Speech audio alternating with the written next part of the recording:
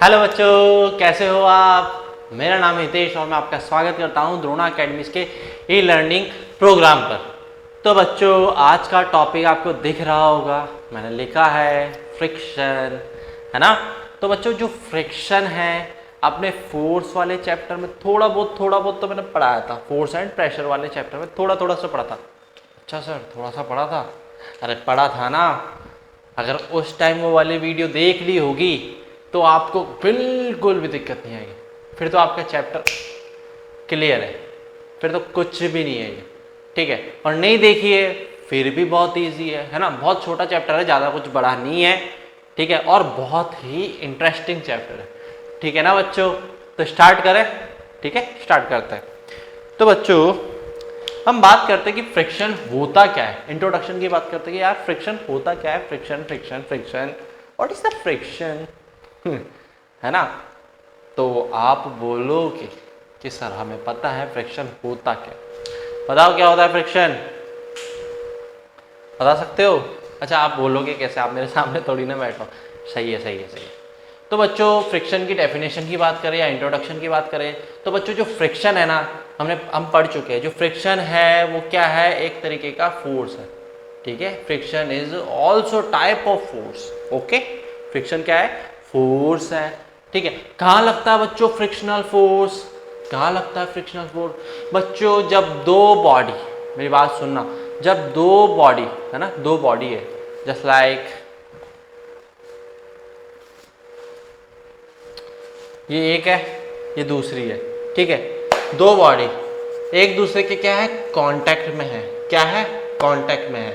जब एक बॉडी दूसरी बॉडी के ऊपर क्या करती है, स्लाइड करती है या रोल करती है, तो क्या होता है बच्चों, जो फ्रिक्शनल फोर्स है इन दोनों की रिलेटिव मोशन को ओपोज करता है। ओपोज करता है मतलब रोकने की कोशिश करता है। क्या करता है, रोकने की कोशिश करता है, ठीक है। मतलब जैसे यहां भारी सा डब्बा पड़ा है, क्या है, भारी सा बॉक्स पड़ा है, ठीक है। वो क्या है, जमीन के कांटेक्ट में है कि नहीं है, कांटेक्ट में है ना बच्चों। तो उसको मैं ऐसे धक्का दूंगा तो वो क्या इजीली आगे खिसक जाएगा?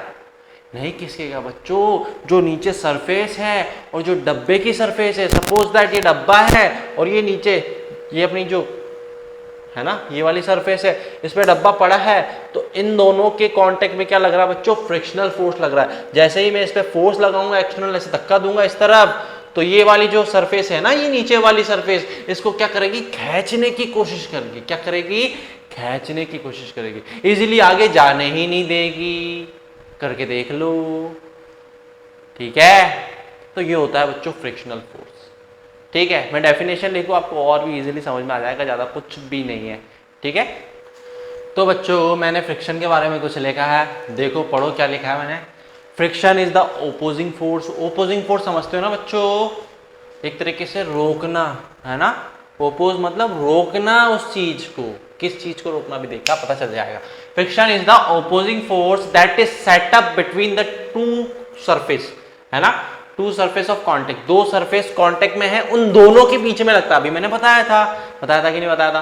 अच्छा सर, वही बात है क्या, ठीक है। व्हेन वन बॉडी स्लाइड्स और रोल्स और टेंड्स टू डू, अगर एक बॉडी स्लाइड कर रही है या रोल कर रही है या टेंड टू डू मतलब करने वाली है ये सब चीजें on the surface of another body, दूसरी बॉडी के ऊपर। जैसे ये बॉडी है, ये उसके ऊपर स्लाइड कर रही है या रोल कर रही है या स्लाइड या रोल करने वाली है इस बॉडी के ऊपर, तब क्या लगता है, इन दोनों के बीच में बच्चों फ्रिक्शनल फोर्स लगता है, ठीक है।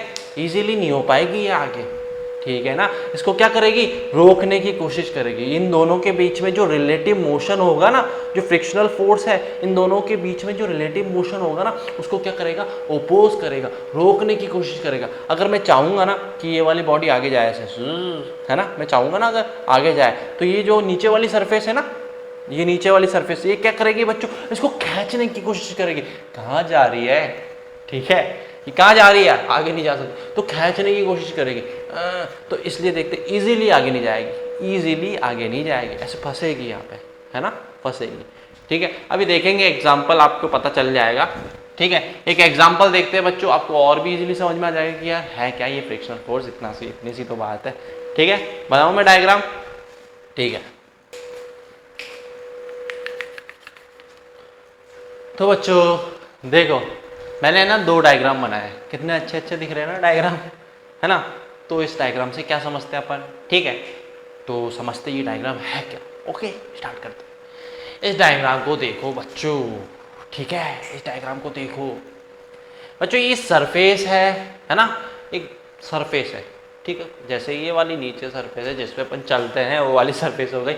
उस पर क्या पड़ा है बच्चों? एक m मास का बॉक्स पड़ा है या ब्लॉक पड़ा है। ये क्या है? m मास का ब्लॉक। क्या है? m मास का ब्लॉक, मतलब इसका कुछ ना कुछ मास है, समझते हो ना, मास। ठीक है, इसका मास है। तो बच्चों अब पड़ा है, कोई दिक्कत नहीं है, पड़ा है, हमें क्या दिक्कत है। ठीक है, अब हमें क्या करना है बच्चों, इसमें ना इसको इस m मास के ब्लॉक को, या सपोज करो यहाँ पड़ा है, ठीक है, इस m मास को, ये जो बॉक्स है ना, मुझे यहाँ अच्छा नहीं लग रहा, मैं चाहता हूँ कि इसको वहाँ खिसका के रख दूँ। ठीक है, तो मैं क्या करूँगा बच्चों, फोर्स अप्लाई करूँगा टू प्रोड्यूस मोशन, है ना, मोशन कराने के लिए इसको खिसका के तो ले जाऊँगा, या जादू से थोड़ी ले जाऊँगा, ओए उड़ के वहाँ चला जा, ऐसा होगा क्या? नहीं होगा ना। तो मेरे को फोर्स अप्लाई करना पड़ेगा ना बच्चों, पुश या पुल करना पड़ेगा इसमें मोशन लाने के लिए। तो क्या करूँगा बच्चों, मैं इसको पुश करूँगा या पुल करूँगा। ठीक है, किस डायरेक्शन में? उस डायरेक्शन में किया मैंने। ठीक है, तो बच्चों मैं देखता हूं, जैसे ही मैं इस पर फोर्स लगाता हूं ना, तो मेरे को दिखाई देता है या मेरे को ऐसा महसूस होता है कि यार ये इजीली आगे नहीं जा रहा, इजीली आगे नहीं जा रहा, बहुत ताकत लगानी पड़ रही है मुझे, बहुत ज्यादा फोर्स अप्लाई करना पड़ रहा है, बहुत। क्यों हो रहा है ऐसा बच्चों? कौन खींच रहा है इसको? कौन? अब बोलोगे आप, sir frictional force, friction force की वजह से ये आगे नहीं जा रहा। अभी तो आपने बताया था, जब दो सरफेस कांटेक्ट में हो, उन दोनों सरफेस के बीच में जब रिलेटिव मोशन हो रहा हो, तो फ्रिक्शनल फोर्स क्या करता है? रिलेटिव मोशन को ओपोज करता है या रिलेटिव मोशन को रिड्यूस करता है। तो वही तो हो रहा है बच्चों, एक ये धरती माता और ये जो बॉक्स पड़ा है, बॉक्स की जो सरफेस है और ये धरती माता की सरफेस है, दोनों क्या है? कांटेक्ट में है। मैं जैसे ही इस पे मोशन फोर्स अप्लाई कर रहा हूँ, मोशन के लिए क्या कर रहा हूँ? फोर्स अप्लाई कर रहा हूँ मोशन के लिए। मुझे वहां रखना है, मुझे अच्छा नहीं लग रहा है यहाँ, मुझे वहां रखना है, तो मैं क्या कर रहा हूँ? फोर्स अप्लाई कर रहा हूँ, फोर्स अप्लाई कर रहा हूँ, तो मुझे लग रहा है यार इसको कोई खींच रहा है। कौन खींच रहा है बच्चों? इसकी सरफेस, इस बॉक्स की सरफेस और ये वाली, ये जो सरफेस है नीचे, ये जो डार्क कर रहा हूं मैं, देखो ये जो डार्क सरफेस है, यहां क्या हो रहा है बच्चों? फ्रिक्शनल फोर्स लग रहा है। क्या लग रहा है? Frictional force. कौन सी डायरेक्शन में लग रहा है? बता सकते हो कौन सी डायरेक्शन में लग रहा है बच्चों? इसकी ऑपोजिट डायरेक्शन में। ये देखो, ऑपोजिट डायरेक्शन में लगेगा तभी तो खींचने में आ रहा है। अगर सेम डायरेक्शन में लगता है इसकी, तो इजीली आगे नहीं खिसक जाता। थोड़ा दिमाग तो लगाओ, लगा रहे हो दिमाग हैं? तो याद रहेगा, जिस डायरेक्शन में बॉडी मूव कर रही है या मोशन कर रही है, तो फ्रिक्शनल फोर्स किस डायरेक्शन में लगता है बच्चों? ऑपोजिट डायरेक्शन में लगता है। ठीक है, और बच्चों जो फ्रिक्शनल फोर्स है, ये दोनों कॉन्टेक्ट सरफेस की वजह से लगता है। ठीक है, एक सरफेस की वजह से नहीं लगता, इसकी सरफेस की वजह से भी लगेगा, और ये जो नीचे वाली सरफेस है, इन दोनों के रिलेटिव मोशन को रिड्यूस करता है। कौन?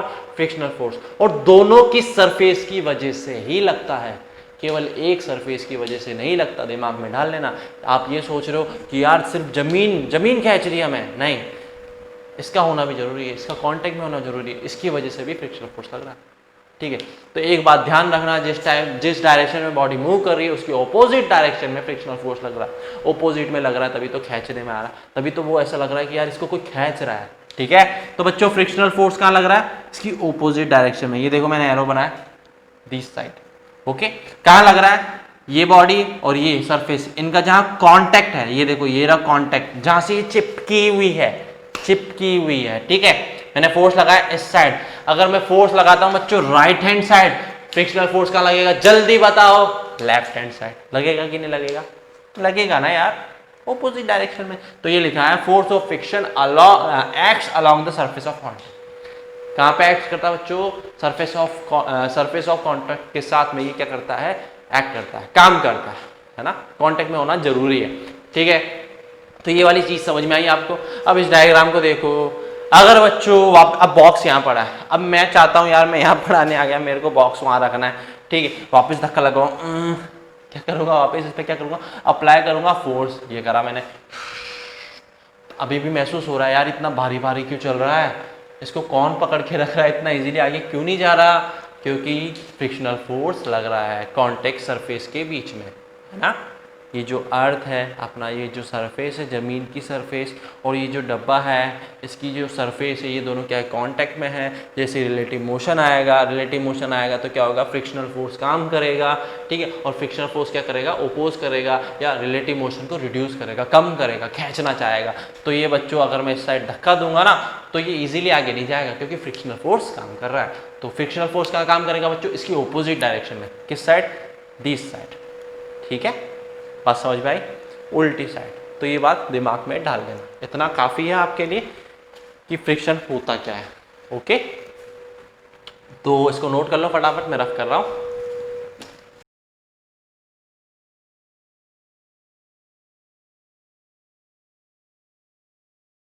तो बच्चों अब हम बात करेंगे स्टैटिक फ्रिक्शन, ठीक है, कि यार स्टैटिक फ्रिक्शन क्या होता है। बच्चों जो स्टैटिक फ्रिक्शन है जो मैं अभी पढ़ाने जा रहा हूँ, ठीक है, तो ये जो स्टैटिक फ्रिक्शन है ना, ये आपके मतलब क्या बोले यार, एडवांस तरीके से पढ़ेंगे, ठीक है। आपके बुक में नहीं है ना। अगर आप कंपटीशन एग्जाम देते हो जैसे ओलंपियाड, है ना, तो उसमें काम आएगा, और आपके जो हायर क्लासेस है उसमें भी काम आएगा, ठीक है। तो स्टैटिक फ्रिक्शन होता क्या है उसकी बात करेंगे हम।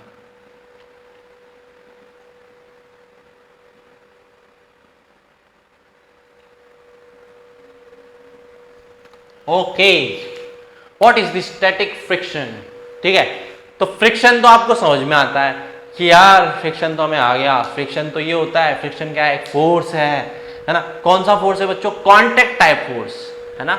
फोर्स पढ़े थे, कितने टाइप के फोर्स होते हैं? कांटेक्ट और नॉन कांटेक्ट पढ़े थे ना। कांटेक्ट कौन से फोर्स होते हैं? जब दो बॉडी कांटेक्ट में आती है तब फोर्स लगता है, तब वो होते हैं कांटेक्ट फोर्स, ठीक है। तो फ्रिक्शन बच्चों कांटेक्ट में आने पर ही तो लगता है। तो फ्रिक्शनल फोर्स बच्चों क्या है? एक तरीके से टाइप ऑफ कांटेक्ट टाइप का फोर्स है ना, कांटेक्ट टाइप का फोर्स है। अब स्टैटिक फ्रिक्शन से क्या समझते हैं? तो बच्चों फ्रिक्शन का वर्ड तो पता आपको, स्टैटिक का मतलब क्या होता है? देखो इस वर्ड से ही पूरा पता चल जाएगा कि यार है क्या, ठीक है ना। तो वर्ड पे कंसंट्रेट करो। तो स्टैटिक का मतलब क्या होता है बच्चों? स्टैटिक मतलब स्टैट कंडीशन में, है ना, मतलब जो बॉडी है वो रेस्ट कंडीशन में है। समझते हो ना इतना?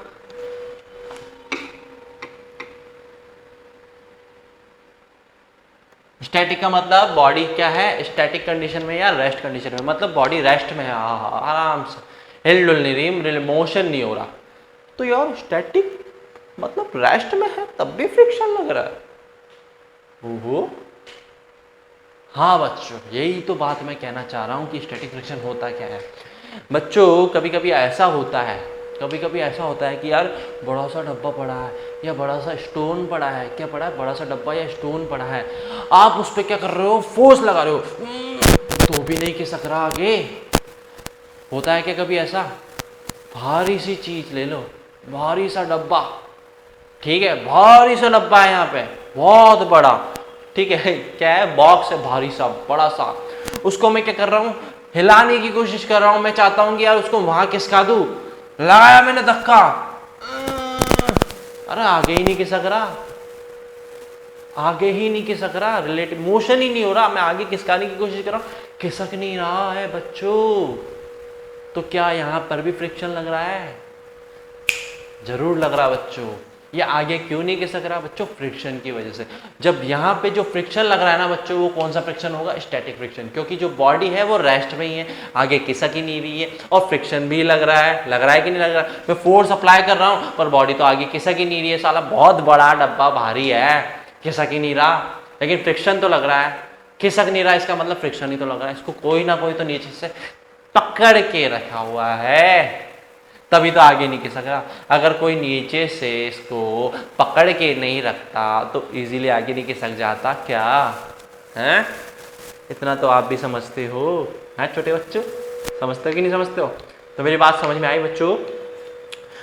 डब्बा है बहुत भारी, ठीक है, मैं कोशिश कर रहा हूँ उसको आगे खिसकाने की, नहीं खिसक रहा है, इसका मतलब ये फ्रिक्शन भी लग रहा है। और इस बार जो बॉडी है वो मोशन में नहीं है, एक ही जगह पड़ी है, और एक ही जगह पड़े होने के कारण भी बच्चों फ्रिक्शन लग रहा है। मतलब जो बॉडी है वो रेस्ट में है, रेस्ट में भी फ्रिक्शन लगता है, मूव करिए तो भी फ्रिक्शन लगता है, तो फ्रिक्शन तो हर जगह लगता है बच्चों, ठीक है। तो मेरी बात समझ में आई? इसकी डेफिनेशन लिखूंगा ना और भी इजीली समझ में आ जाएगा, इसको डिटेल में पढ़ेंगे आपके कॉम्पिटिशन के according, okay.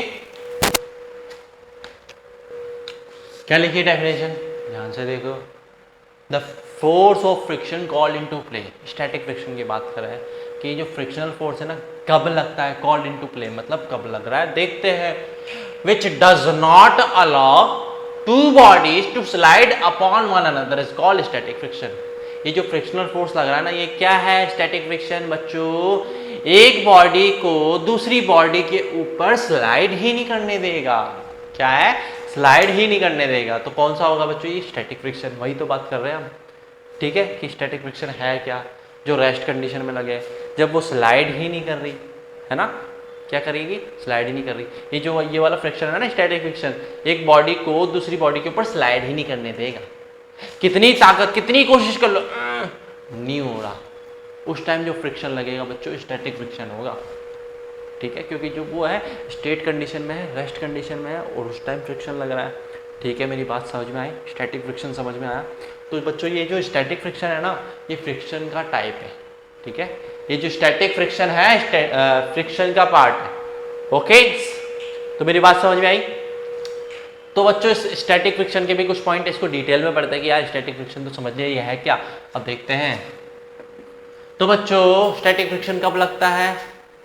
Before motion start. Motion start हुआ नहीं है, मोशन स्टार्ट होने वाला है, उससे पहले लगता है बच्चों, ठीक है। मेरी बात को ध्यान से सुनना, मोशन स्टार्ट हुआ नहीं है अभी तक, मोशन स्टार्ट होने वाला है, ठीक है। It is effective before motion start. Motion start होने से पहले लगता है ये वाला फोर्स, ठीक है ना। अगर मोशन स्टार्ट हो गई तो स्टैटिक फ्रिक्शन क्यों कहेंगे उसको, है ना। स्टैटिक फ्रिक्शन तो तब लगता है जब बॉडी रेस्ट में है, नहीं हिल रही है, ठीक है। तो बच्चों ये it is effective before motion start, motion के स्टार्ट होने से पहले तक लगता है। जैसे ही बॉडी मूव करेगी, बॉडी मोशन करेगी, फिर वो स्टैटिक फ्रिक्शन नहीं कहलाएगा, फिर वो दूसरा फ्रिक्शन कहलाएगा, ठीक है, वो अभी पढ़ेंगे आगे, ठीक है। तो ये वाला फ्रिक्शन बच्चों it is effective before motion start, motion की स्टार्ट होने से पहले तक इफेक्टिव है स्टैटिक फ्रिक्शन। जैसे ही मोशन स्टार्ट हुई फिर वो स्टैटिक फ्रिक्शन निकल आएगा, फिर वो दूसरा फ्रिक्शन हो जाएगा, ठीक है। तो ये पॉइंट समझ में आया बच्चों? आ गया? दिमाग में डाल लेना जो मैं बता रहा हूं, okay. Let's see second point, ठीक है, स्टैटिक फ्रिक्शन के बारे में सेकंड पॉइंट देखते हैं क्या कहता है बच्चों। जो सेकंड पॉइंट है क्या कहता है इसका, क्या कहता है, इसको एग्जांपल से समझेंगे।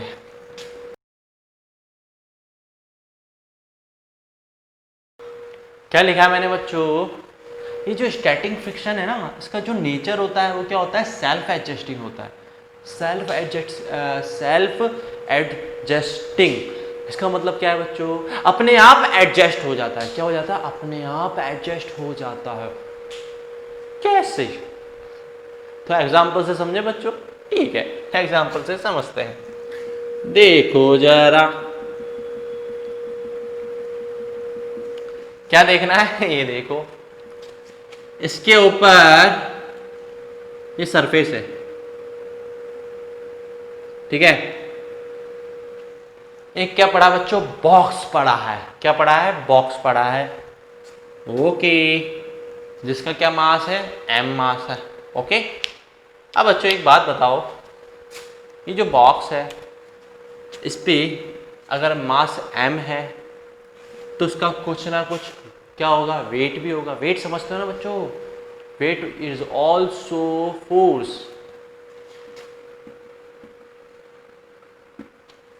याद आ रहा है वेट क्या होता है बच्चों? फोर्स है वेट भी, जिसको हम mg से रिप्रेजेंट करते हैं। याद आ रहा है? अरे ग्रेविटेशनल फोर्स, धरती माता वाला प्यार, धरती माता खींचती है ना अपने को नीचे, आ वो वाला फोर्स। ठीक है, तो m क्या है बच्चों? मास है। g क्या है? Acceleration due to gravity, gravity की वजह से जो एक्सेलरेशन होता है ना वो है। ठीक है, तो इस जो ये बॉक्स है इसको धरती माता भी खींच रही है, mg खींच रही कि नहीं खींच रही? वेट लग रहा है ना, फोर्स लग रहा है नीचे की तरफ। अब ठीक है बच्चों, अब फोर्स लग रहा है, ये जमीन में क्यों नहीं घुस जाता है ना, इसके नीचे क्यों नहीं घुस जाता? इसको तो कोई खींच रहा है ना, क्यों नहीं घुस जाता? इसलिए नहीं घुस जाता बच्चों क्योंकि इसके ऊपर नॉर्मल रिएक्शन फोर्स भी लग रहा है कि नहीं लग रहा? क्या लग रहा है? Normal reaction force. याद आ रही है मेरी बात? घूसा मारो दीवार पे धप, दर्द होगा हाथ में। क्यों होगा? जैसे ही आपने जितना फोर्स इस पे लगाया, किस पे? बोर्ड पे या वॉल पे, जितना आपने फोर्स लगाया तो जो वॉल है, ये जो सरफेस है, ये वापस क्या करेगी बच्चों? रिएक्ट करेगी। क्या करेगी? रिएक्ट। तूने मुझे मारा, ले तेरे दर्द होगा। तो क्या करती है? तो ये जो फोर्स नीचे लग रहा है, तो ये जो सरफेस है ये क्या करेगी? रिएक्ट करेगी। अगर रिएक्ट नहीं करती तो ये जमीन में नहीं घुस जाता है ना। तो ये सरफेस पे क्या लगाएगी? फोर्स लगाएगी। हमने फोर्स वाले चैप्टर में पढ़ा है। तो कौन सा फोर्स लगाएगी बच्चों? Normal reaction. ये जो पिछले वाले, अभी मैंने थोड़ी देर पहले जो डायग्राम बनाए थे ना दोनों, उसमें भी आप ऐसे कर लेना, मैंने नहीं बनाए थे, थोड़ा भूल गया था। ठीक है, तो आप उसमें भी ऐसा ही होता है, एक नीचे वेट लग रहा है, होगा यार, एम मास है, मास होगा तो वेट तो होगा ना, और सरफेस पे पड़ा है। अगर आप नीचे की तरफ कोई फोर्स लगा रहे हो तो सरफेस भी फोर्स तो लगाएगी। अगर ये नीचे की तरफ फोर्स लग रहा है, अगर ये सरफेस फोर्स नहीं लगाती तो ये ज़मीन में घुस नहीं जाता क्या? तो ये सरफेस भी क्या चाहेगी? यार मेरे माथे मता इतना, तो ये जो सरफेस है ये भी क्या लगा रही है? वापस रिएक्ट कर रही है, रिएक्टिव फोर्स लगा रही है, नॉर्मल रिएक्शन फोर्स लगा रही है ऊपर की साइड। ठीक है, ठीक है, ओके। हाँ, अब बात करते हैं बच्चों काम की बात इसकी, कि यार ये सेल्फ एडजस्टिंग कैसे? ठीक है, तो बच्चों सपोज करो ये जो बॉडी है ये, और ये जो सरफेस है, इन दोनों के भी जो बीच में फ्रिक्शन है ना, फ्रिक्शनल फोर्स, वो मैक्सिमम कितना है बच्चों? 20 न्यूटन तक लग सकता है। कितना मैक्सिमम बोल रहा हूं? कितना मैक्सिमम? तो बच्चों मैं एक बात बता देता हूं, जो ये स्टैटिक फ्रिक्शन है ना, ये क्या है? वेरिएबल होता है। वेरिएबल मतलब चेंज होता रहता है। ठीक है ना, इसकी वैल्यू फिक्स नहीं होती। तो ये बच्चों जीरो भी हो सकता है। क्या हो सकता है? जीरो भी हो सकता है और मैक्सिमम भी हो सकता है। ठीक है, कौन सा फ्रिक्शन? Static friction.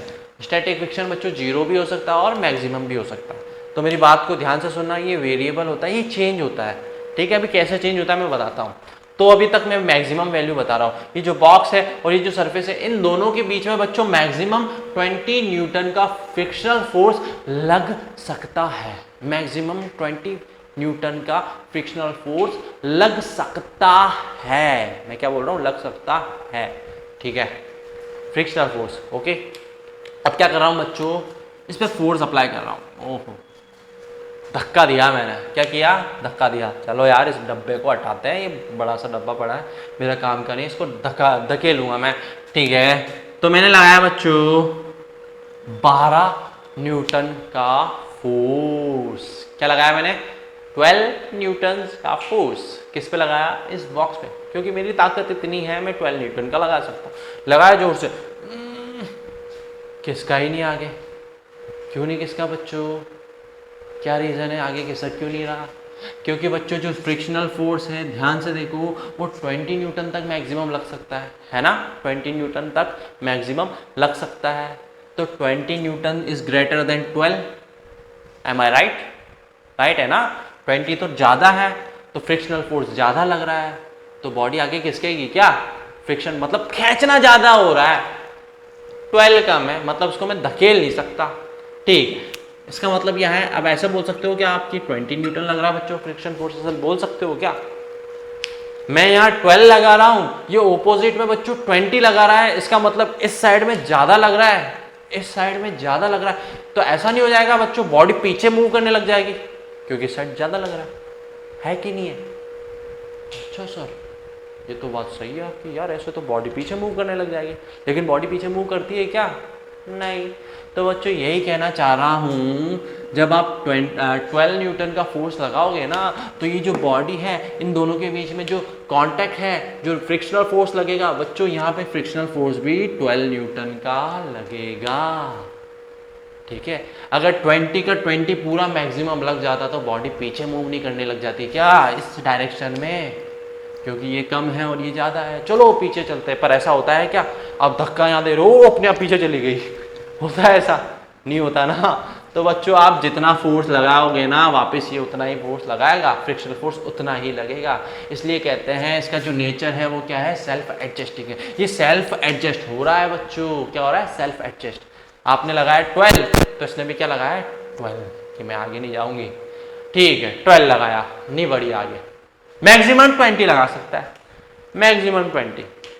ठीक है, पास में आपके रहते हैं बॉडी बिल्डर भैया, ठीक है, बॉडी बिल्डर, उनको बुला लिया, भैया यार ये खिसक नहीं रहा, आप लगाना फोर्स जरा, मेरे से तो नहीं खिसक रहा, आप इसको धक्का देके खिसका दो भैया।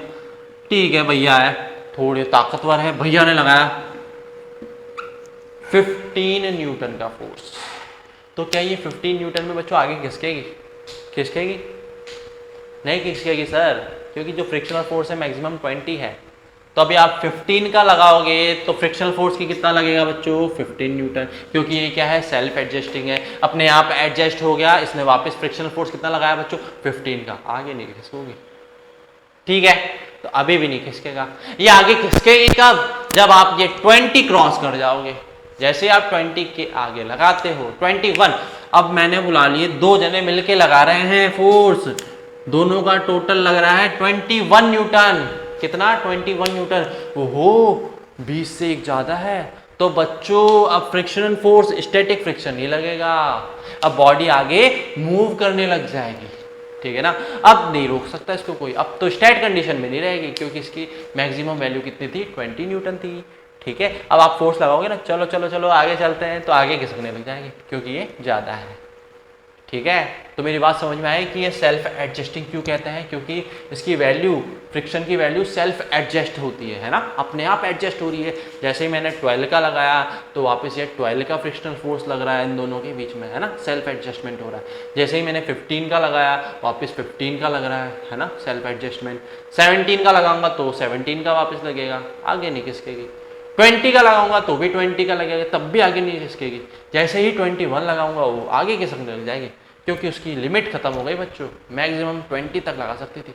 अब आपने उसको मात दे दी, अब मैं इसको ले जाऊंगा आगे, फिर फ्रिक्शन तो लगेगा उस टाइम भी, फिर वो स्टैटिक फ्रिक्शन निकल आएगा। ठीक है, तो समझ में आई मेरी बात कि ये सेल्फ एडजस्टिंग क्यों कहते हैं? क्योंकि ये सेल्फ एडजस्ट होता है। ओके,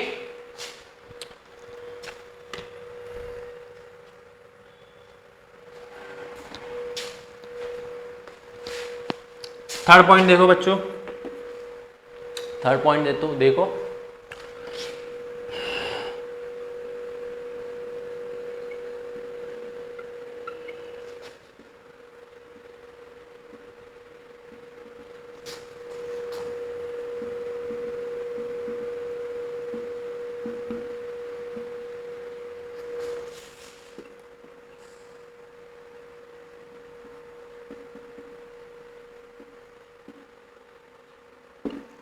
हाँ क्या लिखा है मैंने, ध्यान से देखो। Numerical value of static friction, static friction की जो न्यूमेरिकल वैल्यू होगी ना, is equal to applied force. Static friction की जो न्यूमेरिकल वैल्यू होगी वो किसके इक्वल में होगी बच्चों? अप्लाइड फोर्स के इक्वल में होगी। कैसे होगी? अभी जैसे मैं इस पे 13 का लगा रहा था, कितना लगा रहा था? 13 न्यूटन अप्लाई कर रहा था, तो ये वापस 13 लगा रहा था कि नहीं लगा रहा था? लगा रहा था ना बच्चों। तो क्या ये दोनों इक्वल नहीं है? Applied force equals to static friction, यही तो बात कही है, इक्वली तो होता है कि नहीं होता? क्योंकि ये सेल्फ एडजस्ट होता है। तो मेरी बात समझ में आई, इसको ज़्यादा बोलूँगा नहीं, क्योंकि आपको समझ में आ गई होगी, है ना, यहाँ से। ठीक है, ये मैक्सिमम वैल्यू तक, है ना। ठीक है, लास्ट पॉइंट स्टैटिक फ्रिक्शन का, लास्ट पॉइंट। ठीक है,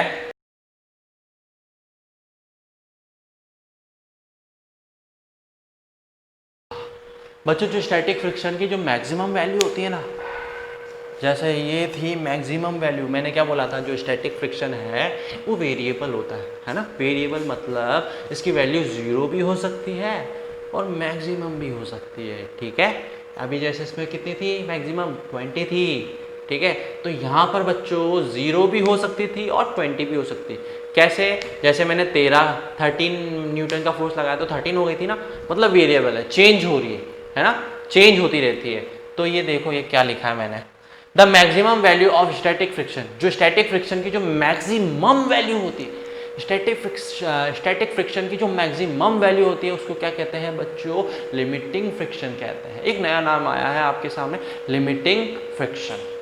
तो यहाँ पे इस केस में देखोगे तो लिमिटिंग फ्रिक्शन की वैल्यू कितनी होगी बच्चों, 20, क्योंकि ये that is maximum value of static friction, right, ठीक है। तो स्टैटिक फ्रिक्शन की जो मैक्सिमम वैल्यू होगी, जो सबसे ज़्यादा वैल्यू होगी कि इतना फ्रिक्शन फोर्स लग सकता है स्टेट कंडीशन में, उसको क्या कहते हैं बच्चों, लिमिटिंग फ्रिक्शन। दिमाग में डाल लेना, maximum value of static friction, ठीक है। स्टैटिक फ्रिक्शन की जो सबसे ज़्यादा या मैक्सिमम वैल्यू होती है उसको लिमिटिंग फ्रिक्शन कहते हैं, एक नया नाम दे दिया, ओके। इसको नोट कर लो फटाफट से।